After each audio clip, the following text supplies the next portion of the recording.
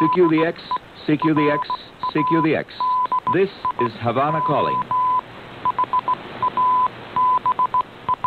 CQ the X, CQ the X, CQ the X. This is Radio Havana calling all shortwave listeners and radio amateurs.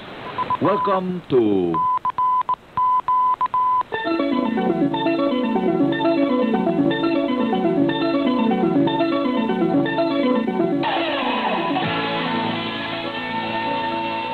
DXers Unlimited, Radio Havana's weekly feature dedicated to the fascinating world of radio communications.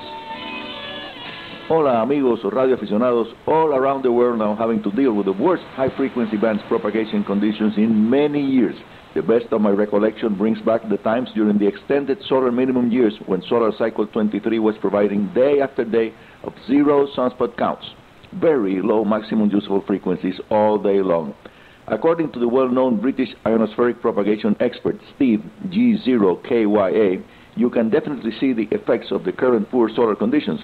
As the most recent propagation charts are produced by the VOA CAP software, it is suggested we use the smooth sunspot number for doing all our calculations.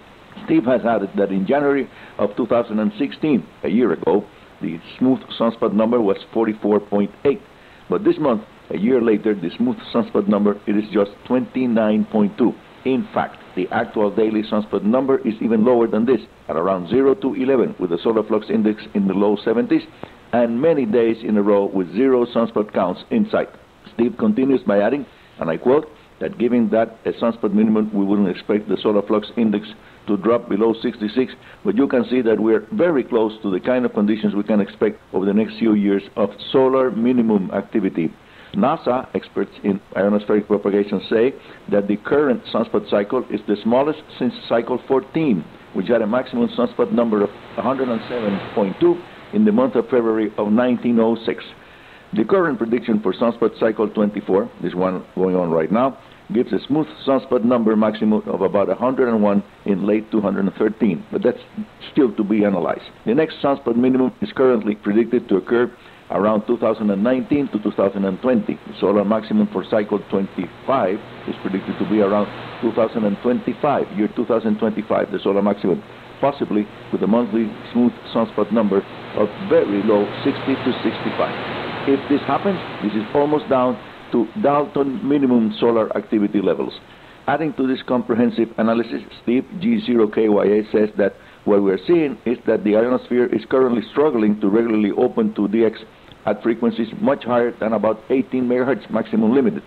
Around the UK, United Kingdom, we're finding 40 meters closing to inter contacts between the stations in the UK by early afternoon, something that we're also seeing now here in Cuba, where 40 meters is the most popular amateur band here in Cuba for contacts between stations located anywhere in the Cuban archipelago and its surroundings. This means that 80 meters, 3.5 MHz, and 60 meters, 5 MHz bands are coming into their own, and logically seeing more amateur operators using those two lower frequency bands during the local evening hours. Inter-G contacts by late afternoon are possible there. Also happens here in Cuba the same.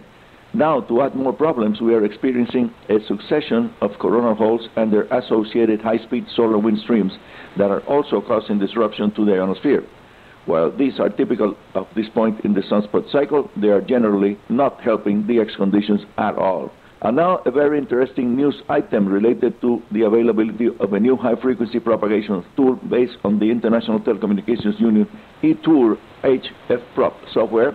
Was developed by Gwyn G4FKH, and the URL where you can obtain it is http://www.predtest.uk.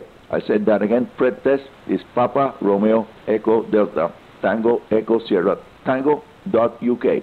The URL for the eTour HF-Prop by Gwyn G4FKH, http://www.predtest.uk. The area coverage predictions have been available for some time, but now a new point-to-point predictions tool is available on that software. Clicking on the links starts the process. When the form is filled out, a series of plots are available depicting propagation between the required transmitter and receiving sites. New features include various color schemes for the plots, allowing users with color preferences to make the best viewing choice for yourself. Having already tested the G4FKH here at CO2KK, my ham radio station, propagation tool tested, I can tell you that it provides excellent results for determining the actual propagation conditions over a given path. In my opinion, it may be a worthwhile addition for contest operators to use during the course of long-lasting competitions that can prove to be very challenging if you are not able to actually feel how the ionosphere is behaving at a given moment. Those contests may last for a whole weekend, 48 hours in a row. Now please stay here for more Radio Havana-related items coming up after a station ID. I'm Arnie Coro in cool La Habana, Cuba, enjoying our first really powerful cold front of this winter season. Brrr, very cold here.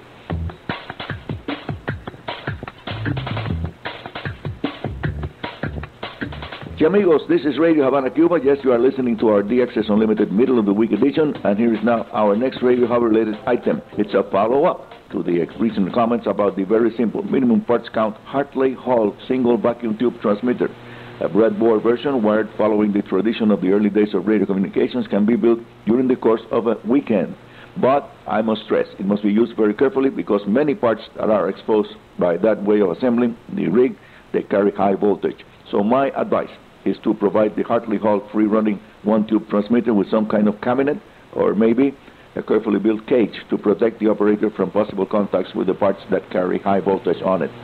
Answering a question sent by listener Francisco from La Habana, I do insist that results achieved with this very low parts count transmitter are really amazing to say the least.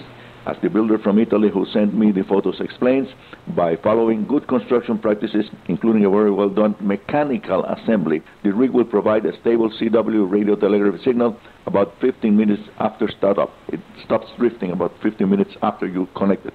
When it warms up, it stays right on frequency, amigos. And imagine such a simple technology, such a very simple rig, competing with sophisticated, up-to-date rigs that cost thousands of dollars. Yes, when you hear it on the air, it will be almost impossible to realize that behind that signal there are just a few parts forming the radio frequency power oscillator and another few parts required for the power supply. See, amigos, I keep insisting on the fact that the radio hobby need not be a bank account breaker. If you decide to explore some unconventional path, like homebrewing simple receivers and transmitters, using them on the air is a matter of pride and joy. That I can assure you, amigos. My 1-watt CW 6-meter band transmitter has brought many nice contacts on the segment of the band between 50.070 and 50.130. My favorite way of using it is to call CQDX during a good sporadic opening event.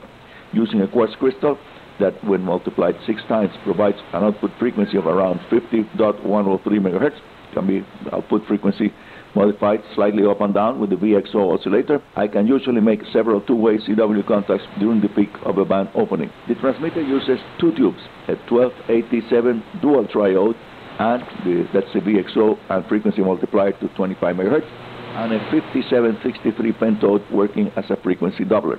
The measured power output on 6 meters is very close to 1 watt, shown on a precision watt meter. Using my 5-element Yagi beam antenna for 6 meters, the effective radiated power goes to around 4 watts. This rig was totally built from recycled parts, and it has never broke down after more than 30 years of use. By the way, the rig can be used to drive a single 6146 tetrode that will easily provide 30 watts output without running the tube at a very high voltage, so it will last a lifetime. See, amigos, here at DXers Unlimited, you are able to learn more about our wonderful hobby and also be up to date regarding high-frequency propagation conditions. For the past 6 days, observers have not seen a single sunspot, and so far 8 days of 2017 have brought a totally blank sun. 0 sunspot count and solar flux barely hovering slightly above 70 units. That's the picture. So we are already seeing very poor propagation conditions caused by the extremely low solar activity now in progress. Send your signal reports, comments, and radio hub-related questions to info@rhc@dnet.cu or via airmail to Arnie Coro, Radio Havana Cuba, Havana, Cuba. And I hope to see you all at the weekend edition of DXers Unlimited next Sunday and Monday, UTC days, just after the top of the hour news. And that's all for today. This is Arnie Coro, Radio Amateur CO2KK, your host here at Radio Havana's DXers Unlimited, saying 73 and very good DX.